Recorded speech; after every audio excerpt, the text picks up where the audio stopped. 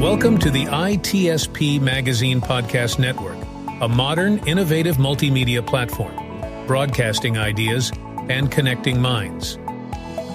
Every company has a story to tell, from the small startup to the large enterprise, and everything in between. This is one of them. We hope you enjoy this brand story conversation.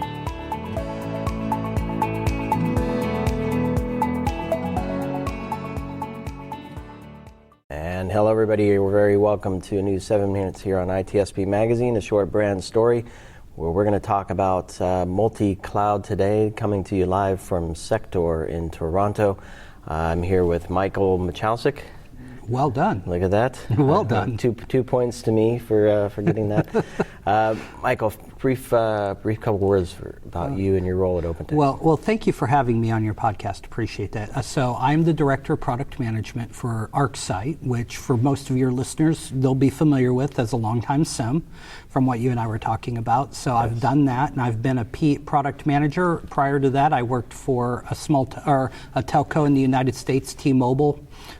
Sprint, now T-Mobile, right.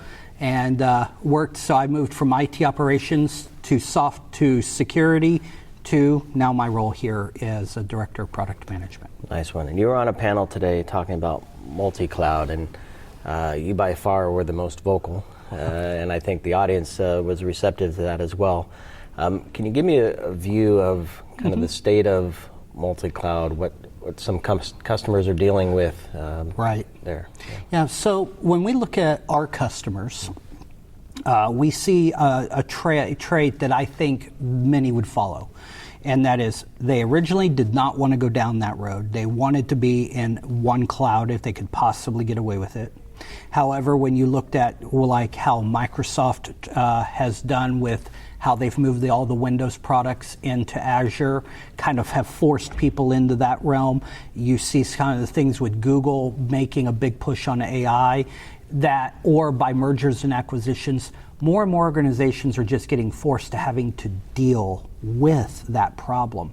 And so now all of a sudden their on-premise state, however big that was, now they've got a minimum of one, and more increasingly, they're like Noah's Ark. They've got one of everything, it seems like, and now they've got at least all three of them in there somewhere. So we see this happening, and we see customers really struggling on how to handle this sudden explosion. So years ago, I always thought you might deal with the technology in terms of lifting and shifting and getting stuff from one place to another, and some transition or transformation there. And that would require different talent and different skills. So talk to me about how does that look today? So now what it is no one person can know all of this, okay? And we all remember the people in our past who wanted to be the know-it-alls, okay? You can't do it anymore. So what I see more and more of our customers, and even what I'm having to do with our teams, is really partner as security operations professionals with our IT operations teams. Because why? They're having to learn this. They've got those expertise. And now how do we use those relationships to work together? And for me, there's so much involved, even just managing one cloud. Right. But now managing multiple, you have the deployment, you're building stuff, you're maintaining it. Right. There are technologies to kind of shim and work across them. Where do you see some of the biggest challenges?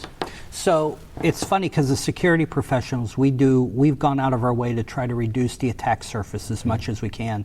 And now the business is shoving multiple clouds on us and just exponentially blowing it back up again.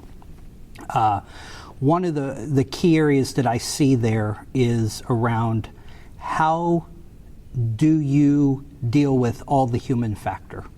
And what I mean by, so like I said in the call or on the stage today, pick your battles. Pick the ones the hills you've got to die on. So for me, the big thing that I tell people is you're not going to understand all the ins and outs of the clouds. Understand the key things. Start with identity. If you can't control who has access and in what role they have access, everything else underneath it's going to fail. Start there. Find your key your technical controls. Make sure all of your clouds have those. Don't try to solve world hunger. Automate automate your templates so that your business partners can self-deploy, but they will always deploy consistently. One of my mentors who taught me architecture said the minute you have a single human being involved in a process, you have 100% chance of failure. I wrote that quote down. I was going to do a post for that. Yeah. But how can we, the human factor, of course, but how can we leverage technologies? Obviously, there's Kubernetes and containers and things like that. So I think we're embracing that. So one of the things is when on your site, spend time thinking about how to secure the container. Okay, really give that some thought, because remember, if you get the container security right, lots of other problems kind of solve themselves because of the nature of the container. So invest there. Invest in the automations of deployments. You know what you need to deploy in a secure air way. Be vigilant on those and don't compromise on that. Look, it's going to be boring for your roadmap to say, make this so we don't get shot, but the benefits later on are worth it. So organize there, use technology there, use monitoring like tools like ArcSight, like some others. There are other options you can choose. But why? Because we know how to monitor these disparate environments and help you detect the threat and respond to it more effectively. So in the spirit of enabling business to succeed securely, how do you see the cloud continuing to transform businesses, and how does security play a role in there? And maybe more pointedly, some of the stuff you do with OpenText to help. Yeah, so I definitely see cloud as being something in the foreseeable future that companies have to deal with. Do I think cloud makes anything more or less secure? No. But do I think it helps in the delivering business? Yes. Business? Yes. For us, I will wrap it up like this. I would say, know where you are in your maturity as a security operations team. Punch at your weight. Get help on the areas that you don't know. And really line that up carefully.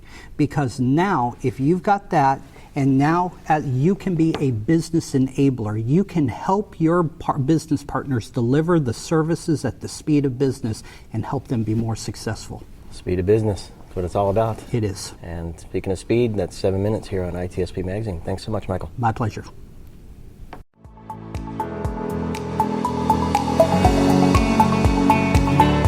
We hope you enjoyed this episode and that you will come back for more brand stories on ITSP Magazine.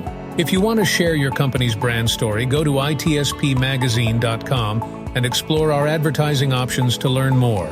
Remember to share this podcast with your friends, family, and colleagues, and stay tuned for more brand stories as we continue our journey toward redefining cybersecurity, technology, and society.